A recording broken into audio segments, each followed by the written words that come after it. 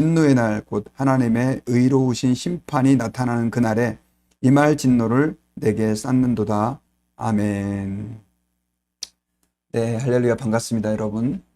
오늘 이렇게 온라인으로 예배를 드리게 됐는데, 비록 온라인 영상으로 우리가 예배 드리지만 여러분들이 예배하시는 곳에 하나님의 크신 임재와 또 하나님의 함께 하심이 가득하기를 진심으로 소망합니다.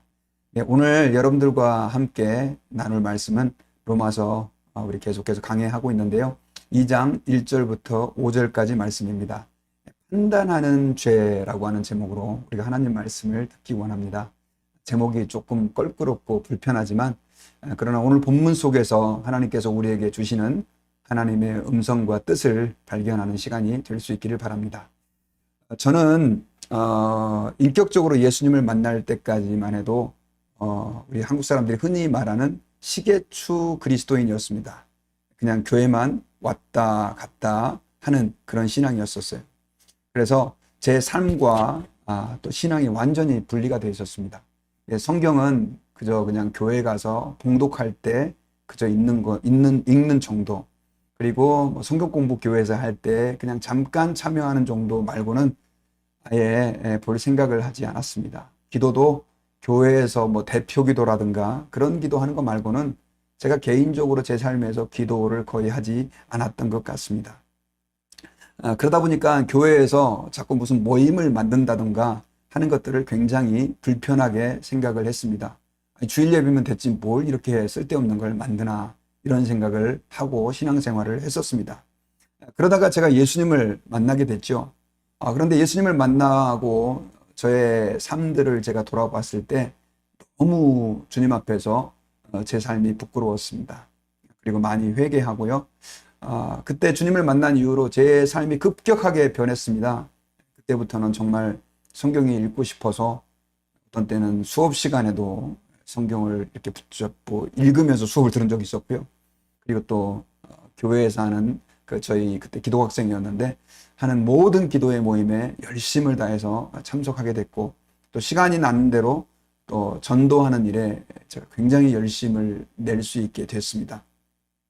그런데 그렇게 열심히 하면 할수록 그때부터 제 눈에 신앙생활을 예전에 저와 같은 모습으로 하는 사람들이 하나 둘씩 들어오기 시작했습니다.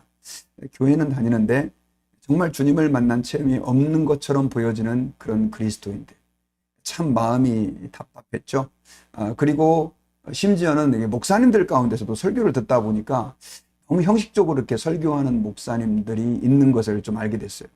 그때 제 입술에 이렇게 튀어나오는 말이 뭐였냐면, 저 사람은 정말 주님을 제대로 만났을까?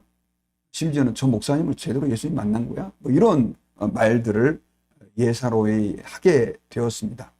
그게 얼마만큼 심각한 죄인지도 모르고 또 친구들에게 그런 이야기들을 한 적도 있었던 것 같습니다. 특별히 군대에 제가 있었을 때는 군에 있다 보면 사람들의 위선적인 모습을 다 알 수 있잖아요.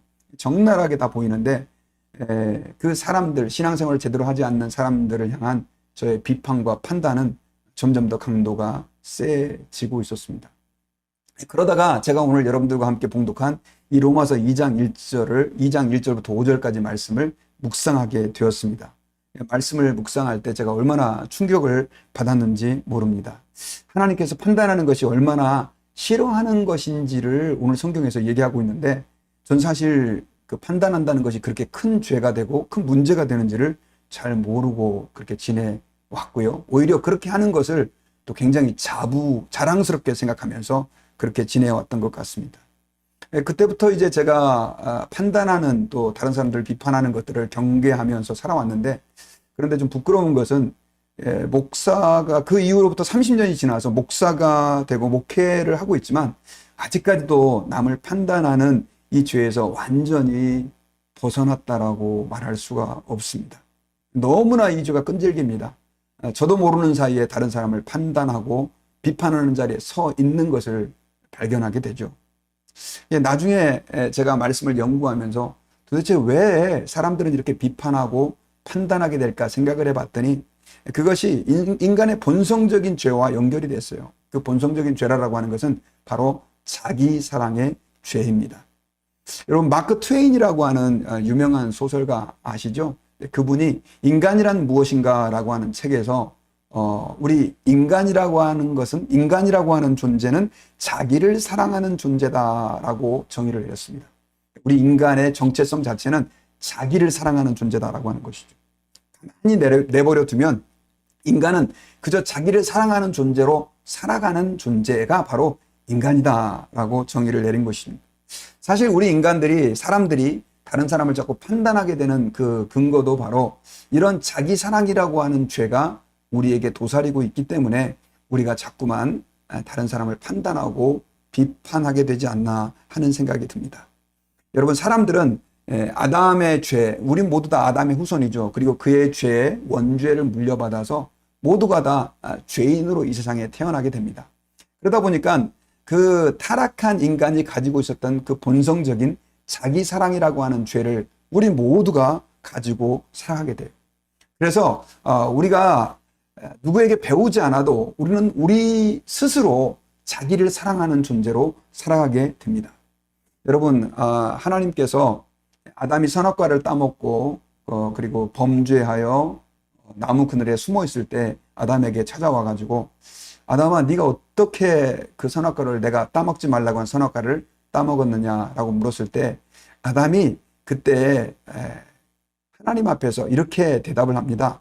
창세기 3장 12절을 보면 아담이 이르되 하나님이 주셔서 나와 함께 있게 하신 여자 그가 그 나무 열매를 내게 주므로 내가 먹었나이다. 자, 여기서 아담은요 왜 선악과를 따먹었느냐라고 묻는 하나님의 질문에 두 가지의 핑계를 댑니다. 그 첫 번째 핑계가 뭐냐면 바로 여자입니다. 여자. 하와 여자가 나에게 그 열매를 주어가지고 내가 먹었습니다 라고 자기는 쏙 빠지고 여자의 핑계를 대는 거죠. 그리고 한 가지 핑계를 더 댑니다. 어떤 핑계를 대냐면 하나님이 주셔서 나와 함께 있게 하신 여자라고 표현을 하고 있죠. 하나님이 주셔서 나와 함께 있게 하신 여자. 하나님이 주셨다는 거예요. 쉽게 말하면 지금 아담은 또 누구를 핑계대고 있습니까? 하나님을 핑계대고 있는 거죠. 여러분, 아담이 범죄한 이후에 사실 선악과를 따먹은 주체는 아담이지 않습니까? 그럼에도 불구하고 아담은 자기는 뒤로 쏙 빼고 여자에게 문제가 있고 또 그 여자를 만들어준 하나님 때문에 내가 이렇게 선악과를 따먹게 됐다라고 하는 식으로 그렇게 핑계를 대고 있는 거죠. 여기서 우리는 아담에게 이미 나타나고 있는 자기 사랑의 죄를 발견할 수가 있습니다. 여러분, 우리는 아담의 후손이에요. 그리고 그 원죄를 가지고 태어납니다. 그러다 보니까 모든 사람들은 다 이런 성향들을 가지고 이렇게 이 세상을 살아가게 되어지는 거죠. 여러분, 제가 지난주에 그 유치부 어린이 설교를 하게 됐습니다. 죄인을 사랑하신 예수님에 대해서 설교를 하려고 하는데 그 유치부 아이들이 뭐 무슨 큰 죄를 지었겠어요. 그래서 제가 그걸 가지고 좀 찾아봤습니다. 아이들이 짓는 죄가 뭔가. 제가 그래서 그림도 좀 준비를 해왔는데 여러분 여기 이 그림에 보니까요. 그 아이들이 범하는 일반적인 죄를 이렇게 제가 이렇게 나열을 했는데 보니까 물건을 서로 갖겠다고 이렇게 싸웁니다. 그리고 둘이 싸웠는데 이제 부모님에게 혼나니까 네가 잘못이야, 네가 잘못이야 하면서 핑계를 댑니다. 그리고 또 어떤 아이는 엄마가 이제 뭐라고 얘기를 하니까 듣기 싫다고 귀를 막는 아이들도 있죠. 그리고 어려운 사람을 도와주는데 일부러 이제 모르는 척하고 이런 것들이죠. 사실 별거 아닌 것처럼 보이지만 이런 죄들에서 우리 공통적으로 하나 발견할 수 있는 게 있어요. 그게 뭐냐면 아이들에게 이미 자기 사랑이라고 하는 그 죄가 이미 그들을 지배하고 있다라고 하는 거죠. 그러다 보니까 아이들에게 이런 현상들이 나타나게 됩니다. 어른이 되면 그 죄가 여러분 더 지능화되고 고도화됩니다.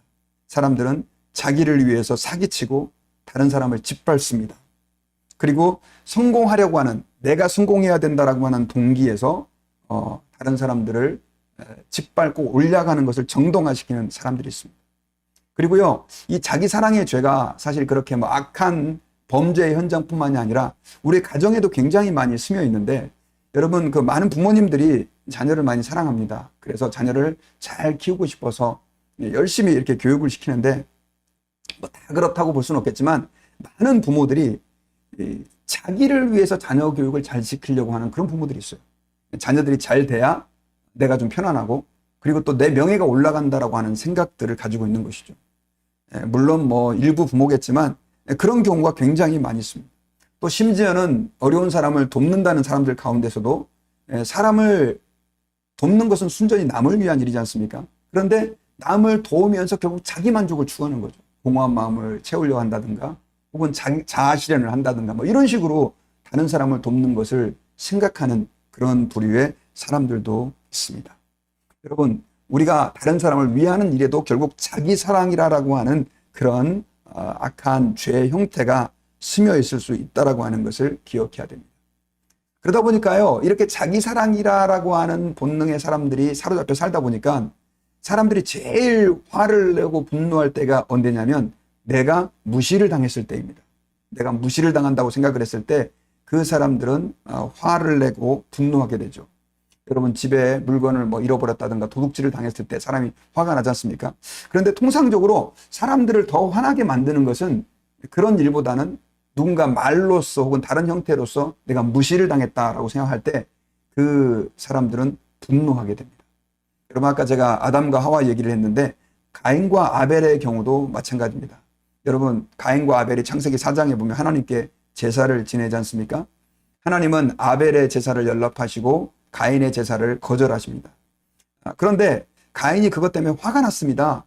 그래서 나중에는 동생을 쳐서 죽이게 되는 가슴 아픈 일이 창세기 4장에 기록되어 있어요. 그런데 여러분, 거기서도 우리가 좀 봐야 될 게 뭐냐면 가인이 왜 화를 냈느냐는 거죠. 가인이 화를 내게 된 동기는 뭐냐면 내가 무시를 당했다는 것입니다. 나는 괜찮은 존재인데 내가 하나님 앞에 제사를 거부당함으로 인해서 지금 화가 난다는 거예요.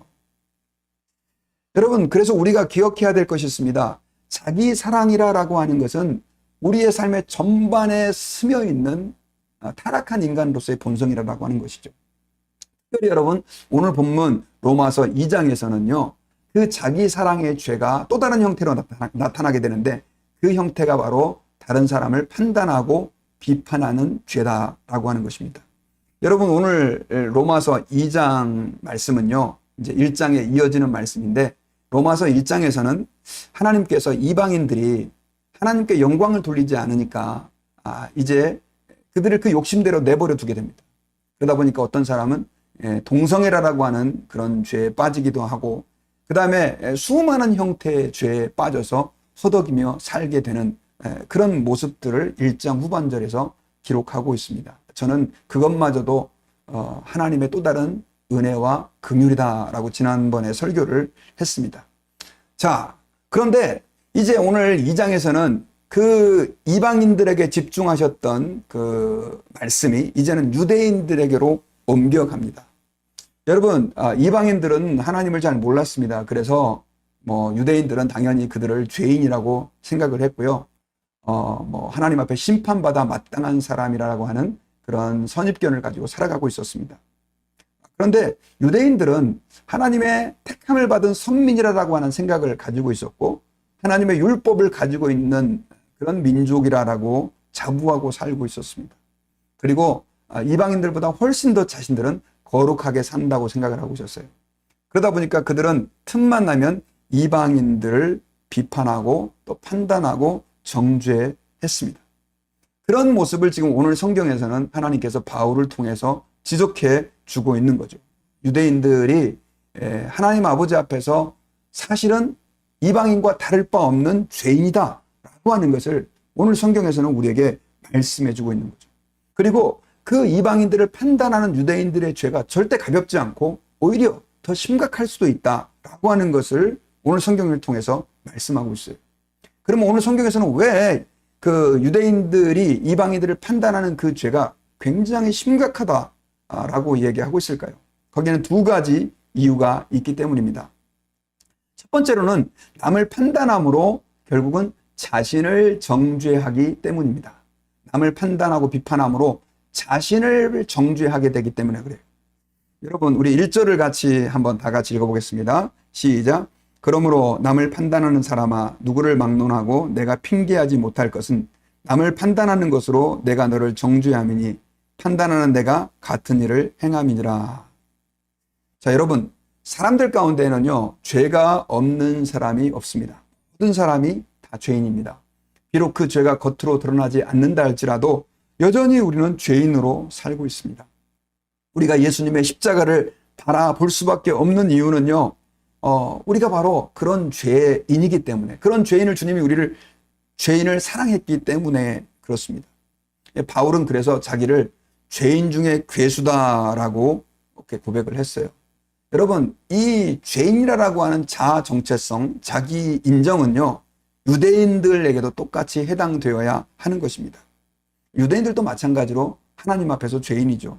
더더군다나 그들은 율법을 가지고 있었고 하나님 앞에 선민, 하나님의 선민으로 택함을 받은 민족이었는데 그들은 하나님의 말씀대로 율법대로 다 살 수가 없었습니다.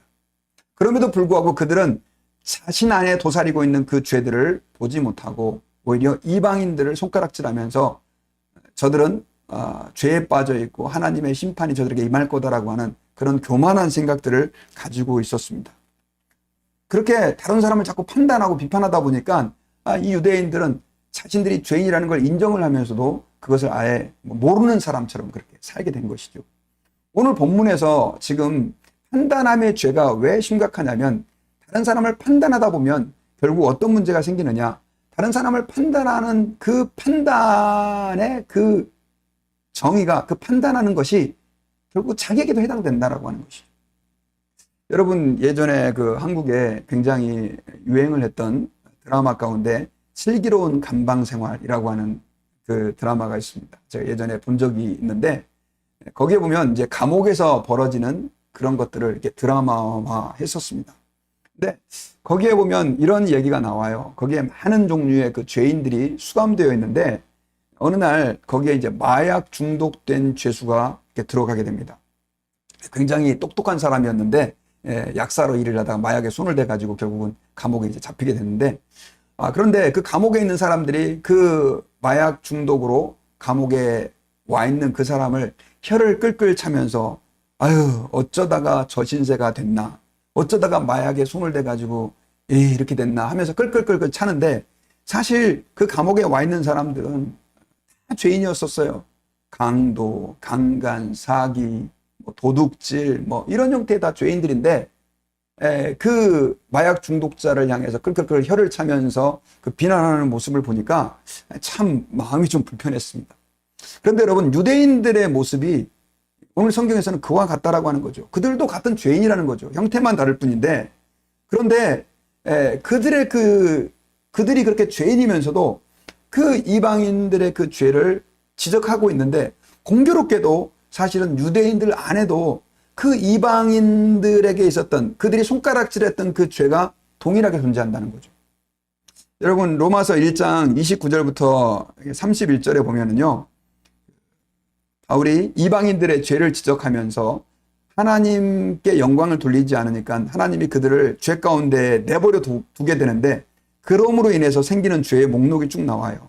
29절에 보면 곧 모든 불의, 추악, 탐욕, 악의가 가득한 자요, 시기, 살인, 분쟁, 사기, 악독이 가득한 자요, 수군수군하는 자요, 비방하는 자요, 하나님께서 미워하는 자요, 능욕하는 자요, 교만한 자요, 자랑하는 자요, 악을 도모하는 자요, 부모를 거역하는 자요, 우매한 자요, 배약하는 자요, 무정한 자요, 무자비한 자라. 물론 여기에 이 모든 것들이 다 유대인에게 해당된다고 볼 수는 없겠지만 상당수가 유대인에게 해당된다라고 하는 것입니다. 그러다 보니까 하나님께서 보실 때는 그 이방인들을 비판하는 그 유대인들의 그 손가락질과 죄가 훨씬 더 하나님을 분노하게 만든다라고 하는 것이죠. 여러분, 그 베드로는요, 예수님의 제자입니다. 그런데 그가 예수님께서 잡히시기 바로 전날 밤에 모든 사람들이 다 나를 부인할 것이다, 그리고 도망갈 것이다, 이렇게 예언했을 때 베드로가 이렇게 대답을 합니다. 다른 사람들은 다 주를 버릴지라도 저는 절대 그렇게 하지 않겠습니다 라고 얘기를 했습니다. 아마 베드로는 그때 다른 제자들을 굉장히 한심하게 생각했을 것입니다. 아유, 저놈들은 보니까 믿음도 없는 것 같고 열정도 없는 것 같고 아마 저렇게 하고 남을 거야. 하지만 나는 아니야 라고 생각을 했던 것 같아요. 그런데 여러분, 그 밤에 어떻게 됐습니까? 하루도 지나지 않아 가지고 베드로는 예수님을 부인했죠. 그리고 저주하면서 예수님을 모른다고까지 하게 되었습니다. 여러분, 베드로에게도 나약함이 있었던 것이죠. 그래서 사실 여러분, 우리가 기억해야 될 것은 우리가 판단하는 일이 왜 하나님이 싫어하시는 일이냐? 우리가 하는 그 판단 자체가, 다른 사람을 손가락질하는 그것 자체가 결국은 우리에게도 동일하게 해당되는 내용이기 때문에, 결국 그들을 판단하는 그 판단함이 우리를 정죄하는 것이기 때문에 그렇다라고 하는 것입니다. 그리고 어떤 심리학자는요, 사람들이 보통 다른 사람의 어떤 행동들을 싫어하는 경우가 있지 않습니까? 그리고 그것들을 혐오하고 그거에 대해서 굉장히 과민 반응을 보이는 사람들이 있는데, 그런 것들은 대개 다 자기 안에 그런 것들이 있기 때문에 그런 현상이 나타난다는 거죠. 여러분, 예를 들어서 자기를 드러내기를 굉장히 좋아하는 사람이 있다고 칩시다. 그랬을 때 자기를 드러내기 굉장히 좋아하는 사람은요, 어떤 사람이 자기를 드러낼 때 그걸 너무너무 싫어하는 거죠. 왜냐하면 그런 모습이 자기 안에도 있는 거죠. 그런데 문제는 자기가 그걸 모르고 그걸 갖다가 오히려 역으로 다른 사람의 행동을 비난하는 행동으로 나타나게 된다라고. 특별히 여러분, 그런 사람들 있잖아요. 자기는 엄청 게으른데 게으른 사람을 용납하지 못하는 사람들. 그런 형태다라고 할 수 있는 것입니다. 여러분, 우리는 모두가 다 연약한 존재들입니다. 하나님 앞에서 죄인들이에요. 예수님이 우리의 죄를 가려주시고 덮어주신 거예요. 그래서 우리가 죄를 다 가지고 있어요. 그래서 우리가 다른 사람을 판단할 때 좀 조심해야 될 것은 뭐냐면, 우리가 다른 사람을 손가락질하고 판단하는 그 죄가 우리 안에도 도사리고 있다면 결국 그것은 우리 스스로를 하나님 앞에서 정죄하는 것이 되어진다라고 하는 사실 때문입니다. 여러분, 하나님은요, 우리의 모든 죄와 연약함을 알고 계셨습니다. 그리고 우리를 판단하고 정죄하는 대신 하나님의 아들이신 예수 그리스도를 보내서 그 십자가에 우리의 모든 죄를 대속하게 하심으로요, 우리의 모든 죄를 용서하시는 것으로 우리의 죄를 가려주시고 덮어주셨어요. 우리가 하나님 아버지 앞에서 판단하면 안 되는 이유가 무엇이냐면, 바로 우리가 그 은혜를 입었기 때문에 다른 사람을 판단한다라고 하는 것을 하나님 기뻐하시지 않는다는 것입니다. 그리고 여러분, 두 번째로는요, 판단에는 하나님의 심판이 따르기 때문에 그렇습니다. 여러분, 우리 로마서 2장 2절과 3절을 같이 한번 읽어보겠습니다. 시작. 이런 일을 행하는 자에게 하나님의 심판이 진리대로 되는 줄을 우리가 아노라. 이런 일을 행하는 자를 판단하고도 같은 일을 행하는 사람아, 내가 하나님의 심판을 피할 줄로 생각하느냐. 자, 여러분, 오늘 본문에서 하나님의 심판이라는 말이 계속해서 반복이 됩니다. 여러분, 그런데 이 하나님의 심판, 그러면 보통 사람들은요, 살인, 강도, 도둑질, 거짓말, 그리고 또 아주 극악무도한 죄에 대해서만 하나님이 심판한다고 생각을 합니다. 그런데 여러분, 오늘 본문에서는요, 다른 사람을 판단하는 그 죄도 결국 하나님이 심판하신다라고 하는 것입니다. 다른 사람을 판단하고 비판하고 정죄하는 것도 하나님의 심판의 대상이 된다라고 하는 것을 여러분 기억해야 돼요. 여러분, 오늘날 많은 사람들은 판단하고 심판하고 비판하는 것을 별거 아닌 것처럼 생각을 하지만, 그것은 하나님이 매우 싫어하는 죄 가운데 하나임을 우리 그리스도인들은 기억해야 합니다. 여러분, 구약시대에 이런 일이 있었습니다. 모세가 구스 여자와 결혼을 하게 되었습니다. 구스 여자는 오늘날로 말하면 에티오피아 계열의 흑인입니다. 그런데 이걸 갖다가 미리암과 아론이 비난을 하게 됩니다. 민수기서 12장 1절부터 3절까지의 이제 이런 내용들이 나오는데요. 우리 12장 1절을 보면, 모세가 구스 여자를 취하였더니 그 구스 여자를 취하였으므로 미리암과 아론이 모세를 원망하니라. 이렇게 기록되어 있죠. 자, 여기서 여러분, 미리암은 모세의 누나입니다. 모세가 어렸을 적에 갈대상자에 이렇게 뛰어서 강물에 보내질 때 미리암이 그 갈대상자를 끝까지 따라가죠. 그러다 바로의 공주가 그 갈대상자를 발견하고 그 아이를 입양하려고 했을 때 유모로 모세의 친어머니를 추천해줬던 인물이 바로 누구냐면 미리암입니다. 그리고 아론은 모세가 자기가 말을 못한다고 하니까 하나님이 말을 잘 할 수 있는 형을 붙여주셨는데, 그 형이 바로 아론입니다. 쉽게 말하면 모세의 가장 가까운 형제들이고 그리고 자매였던 것이죠. 그런데 모세가 그렇게 이제 이스라엘 백성들을 이끌어 오는 가운데 구스 여자와 결혼을 하게 돼요. 여러분, 원래 이 모세는 40세 때 애굽을 탈출해 가지고 미디안 광야에 가서 거기에서 제사장의 딸이었던 십보라와 결혼을 했습니다. 그런데 모세가 노년의 나이에 다시 결혼하게 된 것은 아마도 그 십보라가 세상을 떠나서 재혼을 하게 되었던 것 같습니다. 그런데 이 모세가 구스 여자와 결혼했다라고 하는 것 때문에 이 미리암과 아론이 화를 내게 된 거예요. 그리고 분노하게 된 거죠. 이것은 구스 여자를 취했던 이유 때문만은 아니었습니다. 그것은 모세의 리더십에 대한 도전이기도 했던 것이죠. 그런데 이것 때문에 이제 불평을 하자 하나님께서 그 상황 가운데 개입을 하시게 돼요. 그래서 나중에는 이제 그 미리암에게 하나님이 징벌을 하시게 되는데 어떤 징벌을 하시게 되냐면 나병이 몸에 발생을 하게 됩니다. 그래서 몸의 절반이 다 썩어지게 되죠. 나병은 뭐 우리가 알고 있는 그 문둥병으로 살이 썩어 들어가는 그런 병입니다. 이런 징계를 받게 돼요. 그래서 결국은 미리암이 어떻게 되냐면 그 진에서 밖으로 격리가 돼가지고 이제 완전히 말 그대로 처참한 상태에 던져져 버리게 됩니다. 여러분, 이 말씀을 통해서 우리가 기억해야 될 것이 있어요. 이게 뭐냐면 사실은 하나님 아버지 앞에서 사실 모세가 구스 여자하고 결혼한 것, 사실 그것은 성경적으로 잘못된 것은 아니었었어요. 왜냐하면 그 당시에 하나님께서 결혼을 금지하신 대상은 가나안 여자들이었거든요. 그러니까 이 모세가 이방 여자인 구스 여자와 결혼했다고 그래서 그것이 큰 문제 될 것이 없었고요. 하나님이 그건 다 허락을 하신 것이었습니다. 그럼에도 불구하고 그것이 자기들의 마음에 들지 않는다 그래서 결국은 아론과 미리암이 비난을 했을 때 하나님이 이렇게 미리암을 심판하시는 걸 우리 좀 주의 깊게 봐야 되는 것이죠. 여러분, 마찬가지입니다. 우리는 이 땅을 살아가면서요, 지금은 판단하고 비판하고 정죄하는 것이 정당화되는 시대를 살아가고 있는데 우리 그리스도인들은 그런 판단하고 비판하고 정죄하는 세상의 습관을 따라가서는 안 됩니다.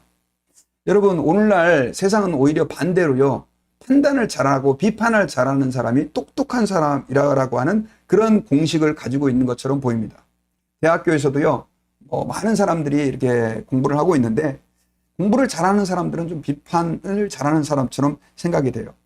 또 요즘 여러분 유튜브에 굉장히 인기를 끌고 있는 정치 사이트를 보면요, 몇십만 명씩 구독자를 가지고 있는 그런 유튜브에 보면 굉장히 그 유튜브에 나오는 그 강사들 또 이런 사람들이 비판을 얼마나 잘하는지 몰라요. 어떤 때는 없는 것까지 만들어 가지고 또 이상한 거 가져와 가지고 정부를 비판하고 하여튼 이렇게 비판을 하는데 그런 사람들이 굉장히 인기가 좋아요.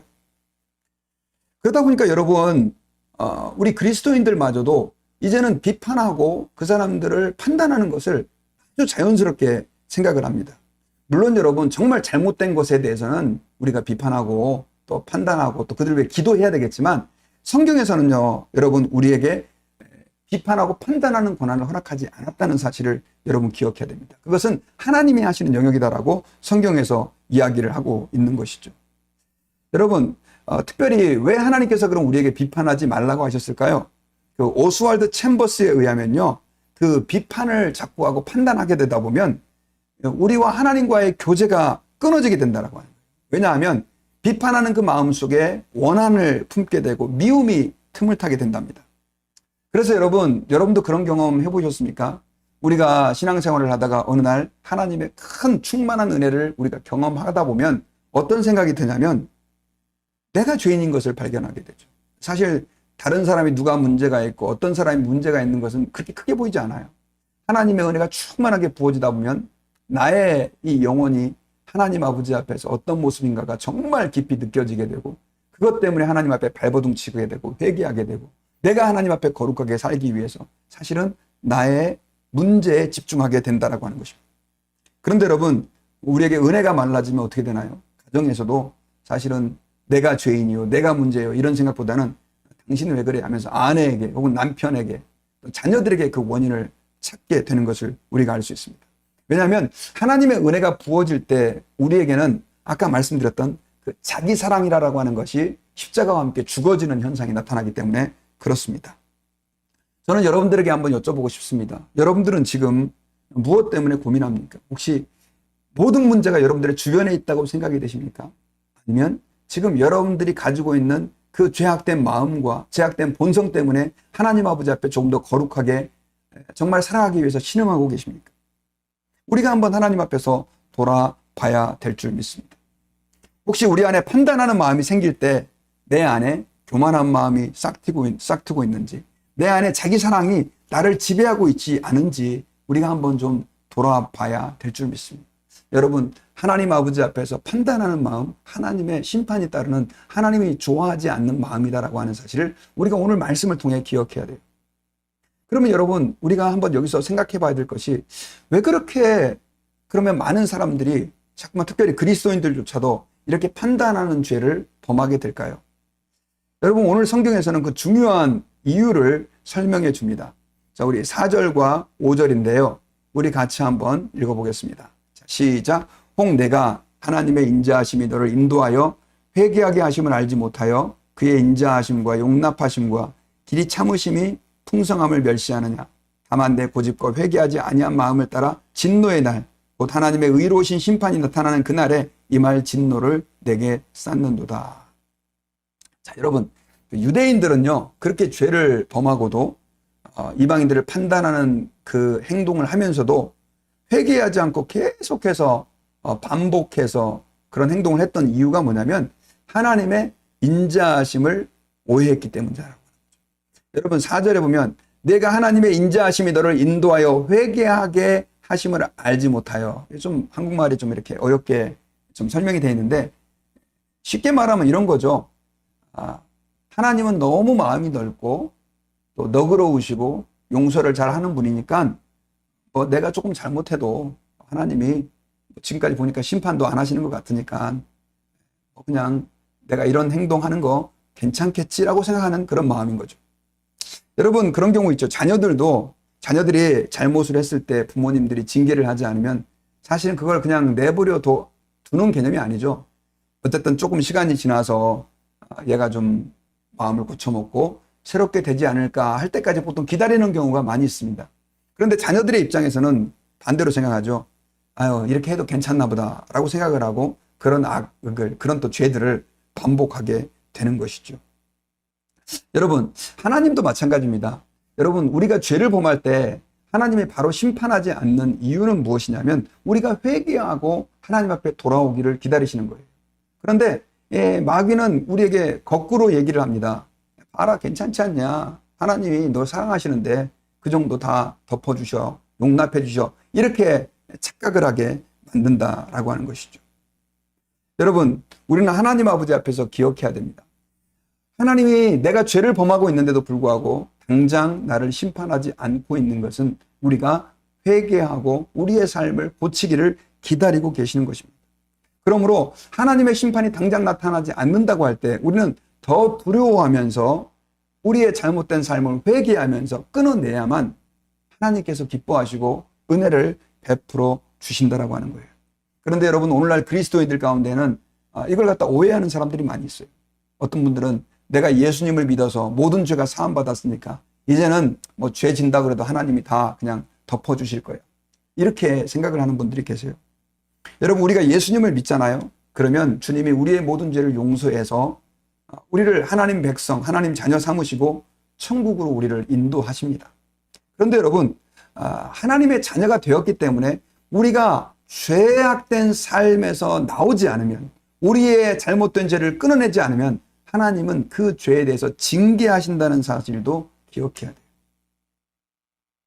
여러분, 그 이단 중에서요, 굉장히 심각한 이단이 있습니다. 물론 이단들이 다 심각하지만 그 가운데서도 가장 정통 복음주의처럼 보이지만 성도들을 헛갈리게 만드는 이단이 있는데, 그게 바로 무슨 이단이냐면 구원파입니다.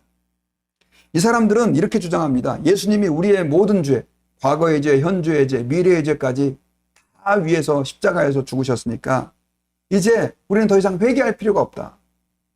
우리의 모든 죄는 다 사함받았으니까 더 이상 주여 내 죄를 용서해 주십시오 라고 말할 필요가 없다라고 말해요. 여러분, 그러다 보니까 이 사람들은 뭐라고 얘기하냐면, 주기도문에 보면 우리의 죄를 사해달라고 하는 그런 기도가 나오잖아요. 그것도 하지 말라는 거예요. 그리고 심지어 어떤 얘기를 하냐면, 우리가 죄를 용서해달라고 기도하는 것을 아직 죄사함을 받지 못했기 때문에, 구원을 못 받았기 때문이다 라고 주장하는 그런 궤변을 펼치기도 합니다. 여러분, 그러나 그렇지 않습니다. 예수님께서 우리의 죄를 용서해 주신 것은 맞습니다. 그러나 여전히 우리 안에 남아있는 이 죄성이라고 하는 것은 순간에 사라지지 않습니다. 주님께서는 우리 안에 남아있는 이 죄성까지도 완전히 없어지기를 기대하십니다. 그래서 우리를 하나님의 거룩의 자리로 예수 그리스도의 십자가를 통해서 불러주신 것입니다. 예수 믿는 사람들이 왜 거룩하게 살아야 되느냐? 그 이유는 바로 하나님께서 그것을 원하시고 하나님의 성품이고, 그리고 그 우리가 짓는 죄 때문에 예수님이 십자가에서 죽으셨기 때문에 그렇습니다. 예수를 믿는 사람은 더 이상 지옥 갈 것을 두려워하지는 않습니다. 그러나 우리가 범하는 그 죄가 예수님을 십자가에 못 박게 했다는 사실을 기억하고 하나님 아버지 앞에서 우리 삶에 남아있는, 우리의 마음속에 남아있는 그 죄들을 끊어내야만 하는 것입니다. 그래서요, 여러분, 오늘 본문에 나오는 것처럼 하나님의 인자하심을 오해해가지고 하나님이 나를 사랑하시니까 괜찮겠지, 이렇게 생각을 하는 그리스도인들이 있다면 거기에는 뭐가 있냐면 하나님의 보응이 있습니다.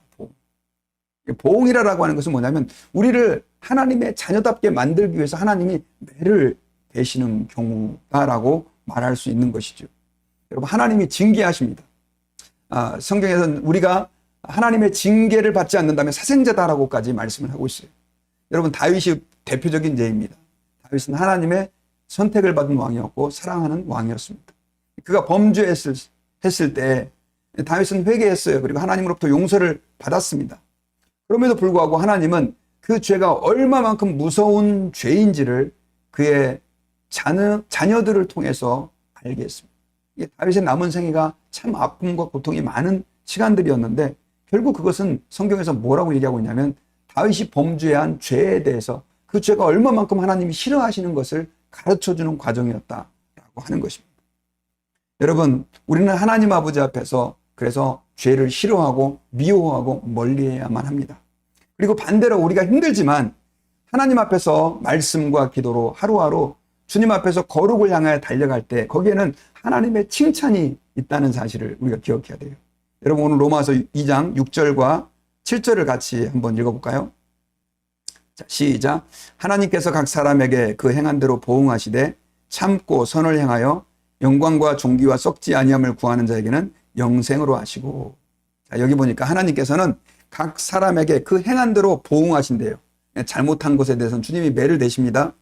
그런데 하나님 앞에서 선을 행하고 주의 말씀대로 살려고 애를 쓰는 사람에게는 영광과 존귀와 썩지 아니함을 구하는 자에게 영생을 하신다라고 하는 것을 우리에게 말씀해 주고 있어요. 우리가 여기서 기억해야 될 것은 우리 예수 믿는 사람들이 바로 그 길을 걸어가야 한다라고 하는 것입니다. 저는 이제 여러분 말씀의 결론을 맺겠습니다.